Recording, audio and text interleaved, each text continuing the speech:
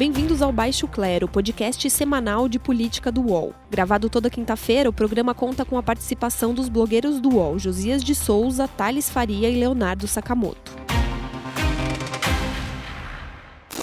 Falar que se passa fome no Brasil é uma grande mentira. Passa-se mal. Não come bem. Aí eu concordo. Agora, passar fome não.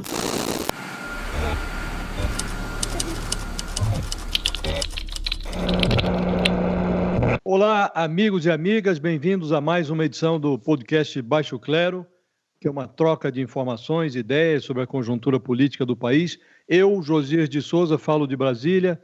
Em São Paulo temos Leonardo Sakamoto. Tudo bom, Sakamoto? Grande Josias, tudo bem? Tudo bom. Em Brasília temos também o Thales Faria. Tudo bom, Thales? Tudo bem, Josias? Tudo bem, Sakamoto? Opa!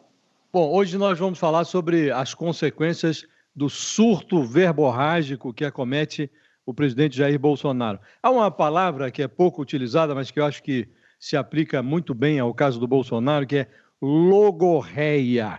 Esse é um vocábulo que define essa compulsão de certas pessoas para falar além da conta. No caso do Bolsonaro, a logorreia ofende a democracia, nega a história, desvirtua dados científicos e despreza direitos humanos. Em duas palavras, a meu juízo, Bolsonaro acentua a divisão política e produz insegurança econômica. Ele divide uma sociedade que precisa de união e torna insegura uma conjuntura que depende de estabilidade para acelerar a recuperação da economia. Eu quero ouvir vocês. Primeiro, Thales, que análise você faz dessa retórica tóxica do Bolsonaro, Thales? Eu acho que ela é uma retórica que sempre existiu. Todos sabiam que o Bolsonaro era isso. O problema é que ele, como presidente da República, ele é um farol. Quer dizer, ele é um exemplo que vai ser seguido por muita gente. Então, quando o Bolsonaro chama, agride minorias, agride as pessoas, agride os fatos, ele traz atrás de si uma multidão que também fará a mesma coisa. E aí ocorre isso que você está dizendo, acirra os ânimos na sociedade, divide a sociedade, né? Eu não sei se as instituições vão reagir a isso, como vão reagir ou se vão continuar sem nenhuma reação, né? Qual será o futuro disso? A gente vai passar 4, 8 anos assim?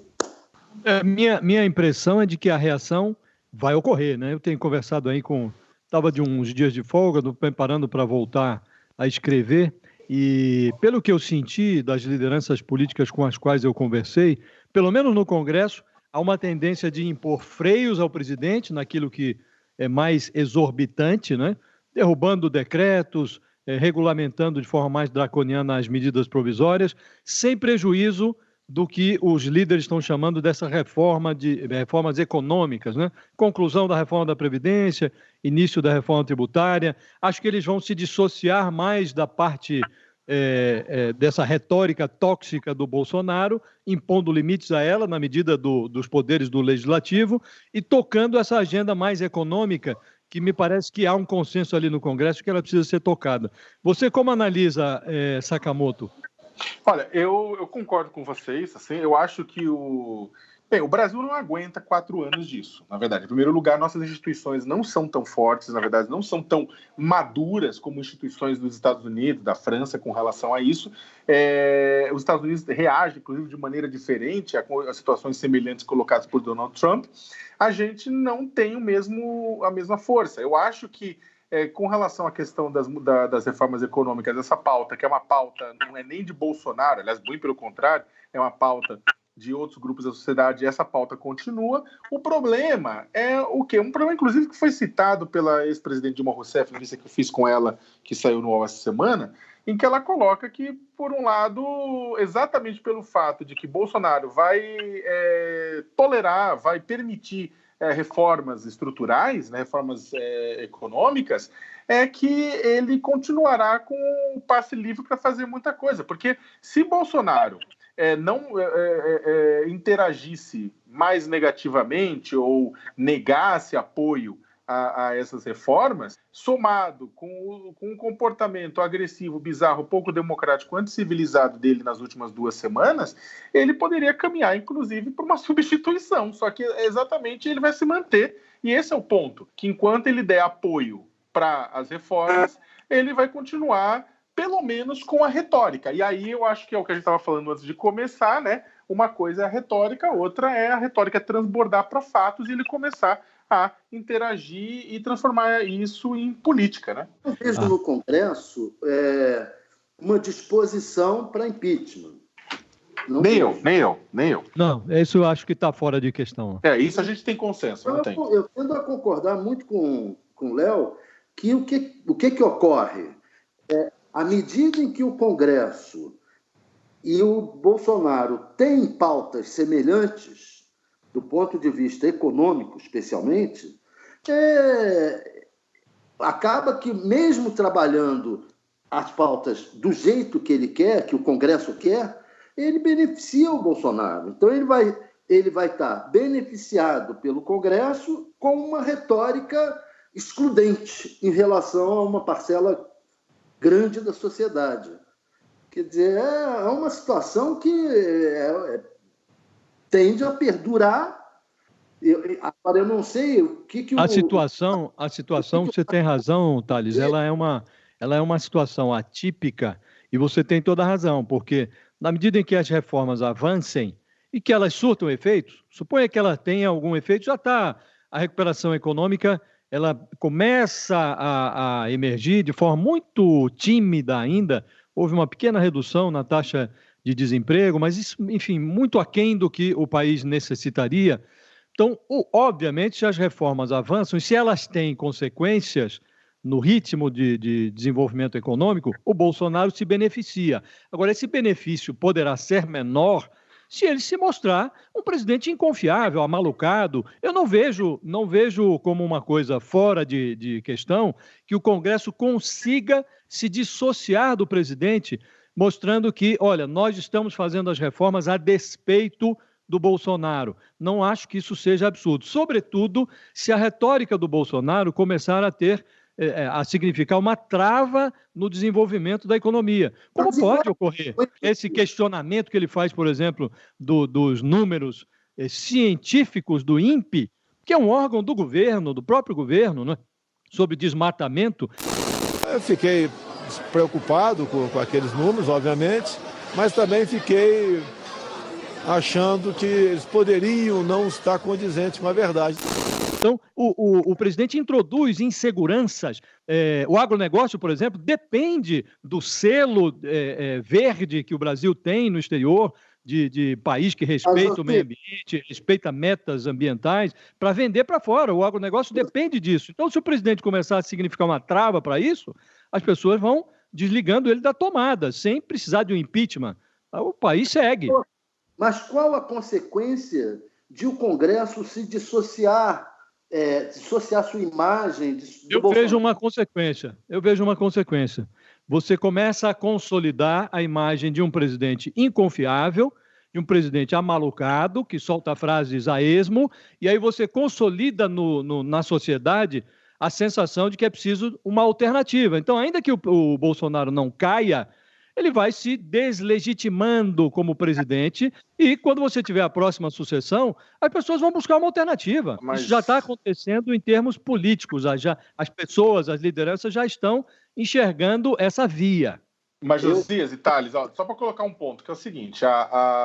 Primeiro, eu acho que tem duas coisas mais complexas nisso tudo. Porque se, por um lado, o comportamento do Bolsonaro, extremamente agressivo com relação ao meio ambiente, ele pode levar a perdas dos empresários honestos que trabalham, que seguem a lei. Por outro lado, você tem uma grande quantidade de empresários também do agronegócio que operam à franja do sistema, que são um risco para os empresários que operam dentro da lei e que estão apoiando de sobremaneira o ministro Ricardo Salles, né, em determinadas medidas que são extremamente complicadas, tanto para a questão do desmatamento, liberação de agrotóxicos, entre outras. Então, não é tão preto no branco. Você tem grupos que operaram sempre à franja do sistema, que veem em Bolsonaro, grupos do poder econômico que operam à franja, que veem em Bolsonaro uma oportunidade de disputar de forma, através de um dumping social, dumping ambiental, com o pessoal que está operando dentro da lei. E segundo, que eu acho que é importante, a questão econômica é super relevante. Relevante, mas é tão relevante que pode acontecer também o seguinte, né? Vamos dar um exemplo, que a economia começa a crescer, a economia começa a desenvolver. Vamos fazer, supondo que começa, por enquanto não vai ser, está diminuindo o desemprego, mas muito lentamente, etc. Começa a crescer e começa a desenvolver. Né? A população também pode trabalhar com um binômio que é o seguinte: a população fica satisfeita porque a economia está crescendo e tolera um governo com um presidente que fala aquilo que fala. Mas o que acontece? Com o tempo, ele vai dilapidando as instituições, ele vai dilapidando os valores. Vamos lembrar que quando o Lula era presidente, teve todo o escândalo do mensalão, mas por conta da economia ele se reelegeu, né? É verdade. A questão é que a minha tese é de que o Bolsonaro, se ele se mostra um presidente inconfiável demais, o sistema tende a se acomodar à margem dele. Então você tem razão, tem aí um agronegociante medieval que está pouco se lixando para desmatamento, ele quer mais fazer, não só agronegociante, tem mineradores querendo entrar em área indígena, tem de tudo. E o Bolsonaro está se associando a essa gente. Agora, vamos lembrar que recentemente o Supremo Tribunal Federal, o Bolsonaro tentou reeditar uma medida provisória que tinha sido derrubada no Congresso Nacional, devolvendo a questão da demarcação de terras indígenas para a FUNAI, tirando da agricultura, devolvendo para a FUNAI. Ele tentou reeditar isto, uma medida provisória, e o Supremo derrubou. Foi uma medida liminar do ministro Barroso e vai ser julgado agora. Exato. Só para esclarecer. Exato. O Bolsonaro não está solto no mundo fazendo o que bem entende. As instituições, que eu concordo com o que disse o Sakamoto, nós não temos ainda evidências de que nossas instituições são sólidas o bastante para reagir a isso que está acontecendo agora, que é uma absoluta novidade. Nós estamos vivendo uma novidade, então é preciso ver como o país reagirá a essa novidade. Mas até aqui, os sinais não são de que as instituições estão alheias ao que está se passando. Tem reações aqui e ali, e essas reações tendem a se aguçar. Agora mesmo, o presidente Bolsonaro, para analisar um fato prático, ofendeu a história e ofendeu a racionalidade ao atacar o presidente da OAB, se referindo ao passado do pai dele, que foi eliminado nos porões da ditadura, e ele tenta fazer crer que, contra até dados oficiais do próprio governo, ele tenta fazer crer que houve uma autoeliminação pelo grupo, o grupo político ao qual pertencia o pai do presidente da OAB. Um dia, se o presidente da OAB quiser saber como é que o pai dele desapareceu no período militar, eu conto para ele. E ele foi interpelado no Supremo. É muito provável que o Supremo dê vazão a essa interpelação, e o Bolsonaro tem que dizer o que ele pretende com isso. Ele sabe onde é que está o corpo do pai do presidente da OAB, ele sabe como foi eliminado, ou seja, as coisas não estão... ele não faz o que bem entende livremente. Há reações, e espera-se que essas reações sejam compatíveis ou sejam essas reações do tamanho do que a conjuntura pede, né? Eu acho que a economia é fundamental nessa história. Se o Bolsonaro, como disse o Sakamoto, se a economia estiver bem, ele tem aqueles 30% lá dele e tem a massa cinzenta ali do meio. 30% a favor, 30% contra e a massa cinzenta ali do meio, que na eleição foi favorável a ele. O que ocorre? Se a economia estiver bem, essa massa cinzenta tende mais para ele. E ele joga essa turma toda contra as instituições. Então, o que ocorre? Se um Supremo atinge ele, cobra dele declarações sobre terroristas, etc., ele joga a população contra o Supremo. Ele vai nas redes sociais e joga contra o Supremo, o que já fez. Aí é que eu entro, Thales, aí é que eu digo que, muito bem, ele vai jogar, mas vai jogar a tribo dele ali, os 30% que ele tem, que eu acho que tende a diminuir para 25%, enfim, ele tem ali uma parcela da sociedade que é leal a ele. Agora, tem o miolo que você chama aí, o miolo que está eu digo que tem 1/3 do eleitorado que votou nele por conta de antipetismo, porque está de saco cheio de crise econômica e tal. Esse 1/3 foi para o acostamento. não está mais com ele, as pesquisas mostram isso.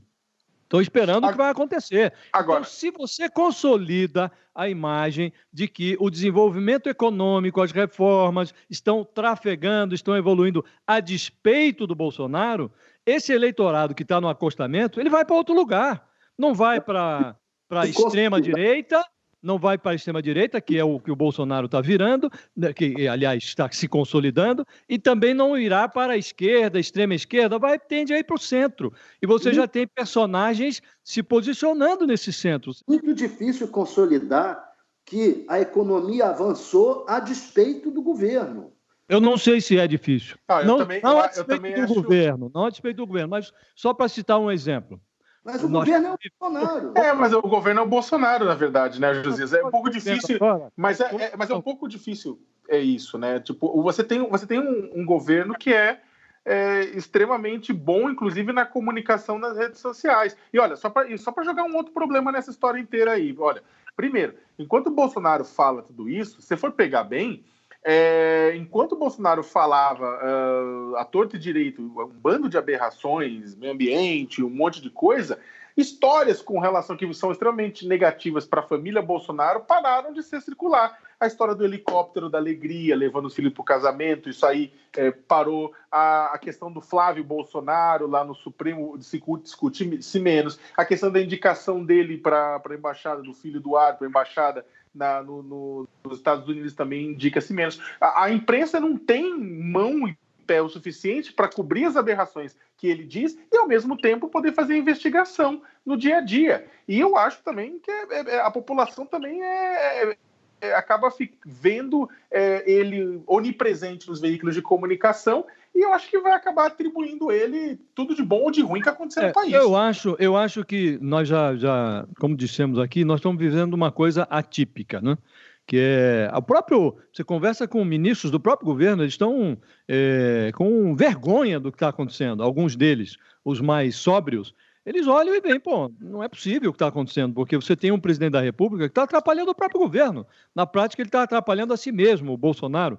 Então, se vincular atavicamente ao eleitorado que já é dele, então você falar para convertidos, muito bem, tem um êxito parcial, mas ele perde um outro pedaço da sociedade. Eu acho que nós não podemos subestimar a capacidade do brasileiro de entender a conjuntura, de entender o que está se passando. Então, só para se jogar um complicador na nossa discussão, você pega um personagem, por exemplo, como João Dória, que está tentando se posicionar para 2022. O que é que ele está fazendo? Um movimento muito nítido agora. Ele se associa fortemente ao Paulo Guedes, que é o ministro da Economia, e à agenda do Paulo Guedes, e começa a se dissociar, começa a tomar distância do Jair Bolsonaro. Um movimento ainda tênue, mas ele já começa a fazer esse movimento. Então, eu não acho que seja impossível que você consolide essa impressão de que a economia avança a despeito do Bolsonaro. Se o Congresso mantém o ritmo de votações, de reforma, conclui a Previdência, inicia a tributária, e os seus líderes encampam com mais vigor esse discurso, olha, estamos fazendo aqui, o presidente atrapalha, mas nós não vamos atrapalhar o país e tal, você vai consolidando essa imagem. Então chega lá em 2022, pode ser que você tenha um cenário econômico menos pior e que as pessoas não atribuam 100% desse êxito ao Bolsonaro. Eu não excluo essa possibilidade. E aí vamos buscar uma alternativa, olha, para manter essa agenda, quem é que nós podemos colocar no lugar? Não excluo isso. Eu acho que ele está ocupando todo o espectro da direita e não vai deixar espaço para uma opção razoável nesse campo. Não, direita não, mas do centro para cá, sim. Eu acho que tem uma outra coisa também, que eu acho que o problema é que o binômio economia-governo pode fazer o país crescer economicamente, ou seja, tirar o país do buraco, só que não é só uma questão eleitoral em 2020 e 2022, mas também é que o Bolsonaro está envenenando o ambiente.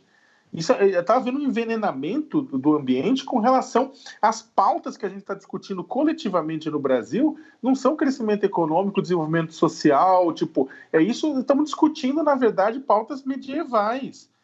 Se colocando, a gente está jogando, está envenenando o ambiente de tal maneira que eu acho que ele, independentemente das instituições, pode ser que isso não altere institucionalmente o país, mas isso pode sim contribuir com o fortalecimento de determinadas forças grotescas que têm o objetivo de transformar isso aqui na casa da mãe Joana. Eu acho que o Bolsonaro tem um componente revolucionário, sim, nesse sentido de tentar, falando direto com a população, passar por cima das instituições e tentar formá-las. Ele está fazendo isso, inclusive no meio militar. O que ocorre? Ele está indo a toda solenidade militar. Toda solenidade que tem no meio militar, ele vai. Por quê? Porque ele está falando não para os generais. Ele está mandando os generais, está pisando nos generais e está falando direto com a caserna, com os soldados, com os tenentes, com o nível mais baixo, direto. Um pouco a mesma estratégia que ele tem com a política em geral. Ele fala com o baixo clero, conversa com o baixo clero, fala direto com a população e deixa o alto clero para lá, e oprime o alto clero. Eu não sei como é que os militares, é uma questão que eu não sei responder, como é que esse generalato está sofrendo isso e não está reagindo, né? Está atônito. Eu não sei se nós não estamos subestimando a capacidade da sociedade brasileira de reagir a isso, né? Porque agora mesmo o Thales está citando os militares. O Bolsonaro impôs humilhações a alguns generais que estavam lá na equipe dele e que ele afastou de forma incompreensível. Ainda outro dia eu assistia uma entrevista do general Santos Cruz, que foi afastado, empurrado para fora do governo por esse grupo de Olavo de Carvalho, associado com o filho do presidente, o Carlos Bolsonaro. Me pareceu um general sensatíssimo, observações muito sensatas.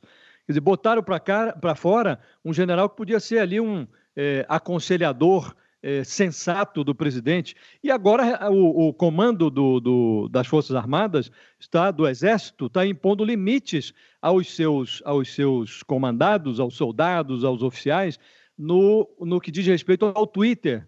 Eles estão impondo ali uma política regulando o que pode e o que não podem os militares fazer nas redes sociais. Quer dizer, isso já é uma espécie de reação, não é um vale-tudo. Os militares têm limites, né? Tem limites hierárquicos, limites enfim, os valores que a força defende. Você não pode, agora, um liberou geral nas redes sociais. Então, tem uma certa... Se você for analisar o que o Bolsonaro está fazendo, para ele não existe mais trabalho escravo, ele desmerece...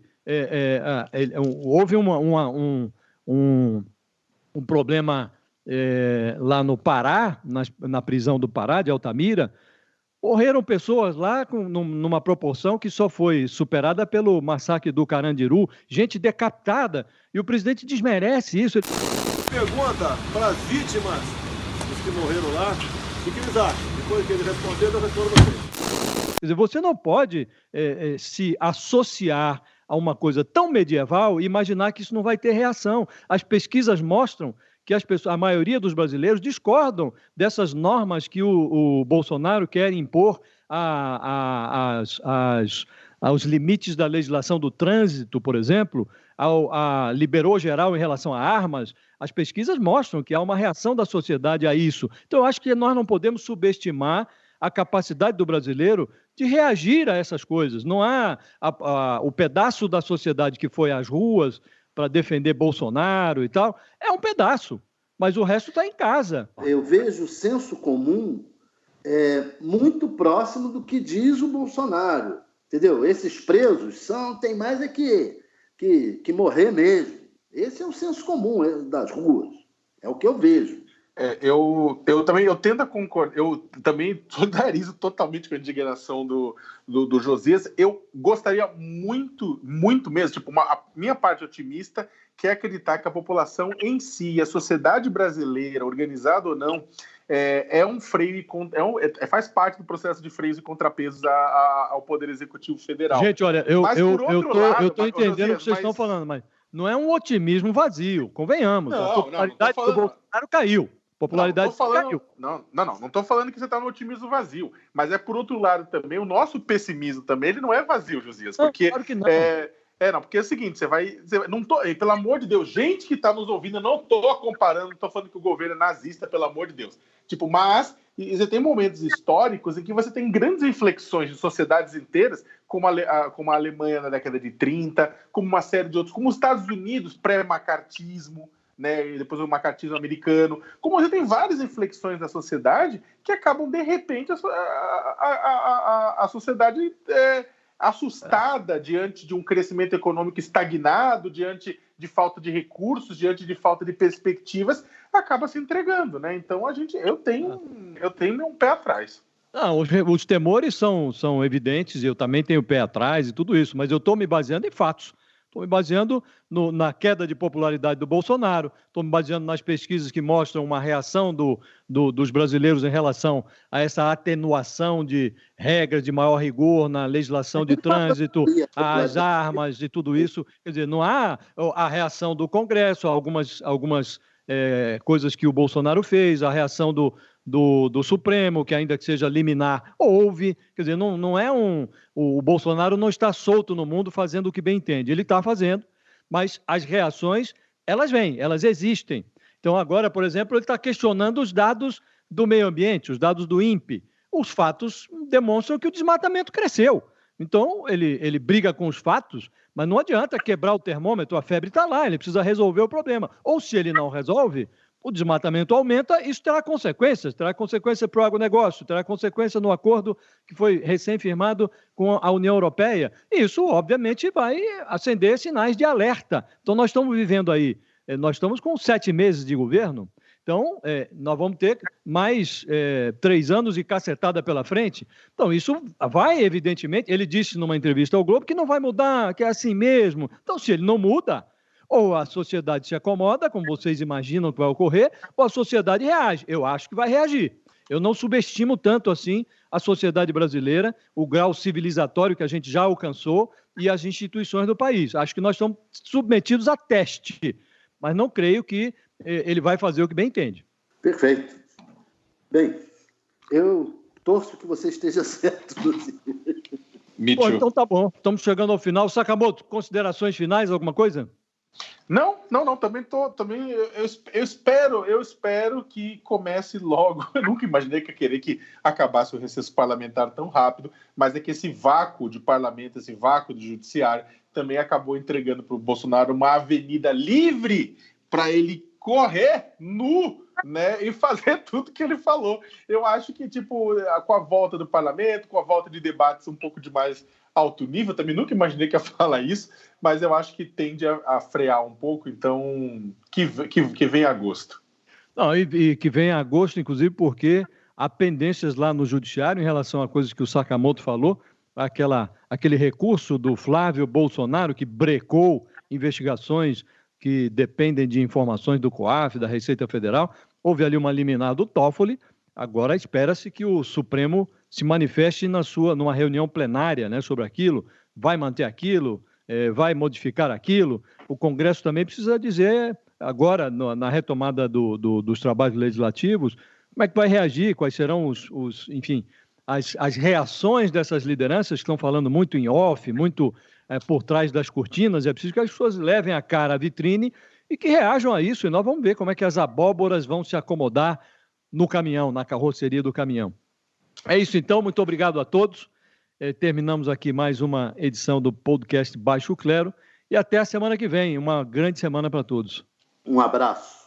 Um abração, boa semana. Recebe salário, faz transferência, pagamento, recarga de celular e até empréstimo, tudo sem taxa. PagBank, a sua conta grátis do PagSeguro. Baixe já o app e abra sua conta em 3 minutos.